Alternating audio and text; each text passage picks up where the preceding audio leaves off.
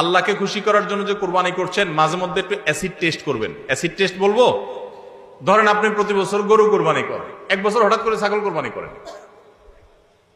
ছাগল কোরবানি করেন, আপনি বলবেন এই বছর তাহলে তো গরু গোশত দিতে পারবো না, তো আরো কয়েকটা ছাগল কিনে কোরবানি আরো বেশি করা যায়, তো একজনে একটা বেশি করলে সমস্যা নাই।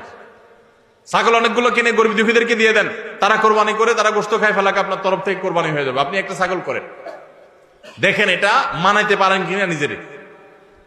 যদি কোনো অসুবিধা না হয় মানাইতে, তাহলে আলহামদুলিল্লাহ আল্লাহ শুকর আদায় করতে পারেন যে আপনার নিয়তের মধ্যে বোধহয় ভেজাল নাই। আর যদি মনে হয় না প্রতি বছর গরু দেই, এবার ছাগল দিলে কেমনে হয়, মানুষ কি বলবে, তাহলে বুঝতে হবে ডাল মে কুছ কালা নেই, পুরা হি কালা হয়। আল্লাহ তাআলা আমাদের সবাইকে ইখলাসের সাথে তাকওয়ার সাথে কুরবানির এই আমলটি সম্পাদন করার তৌফিক দান করুন। ভাইরা আমার, কুরবানির সামনে আসছে, এখন থেকে আমরা একটু পরিবারের সদস্যদেরকে নিয়ে বসি।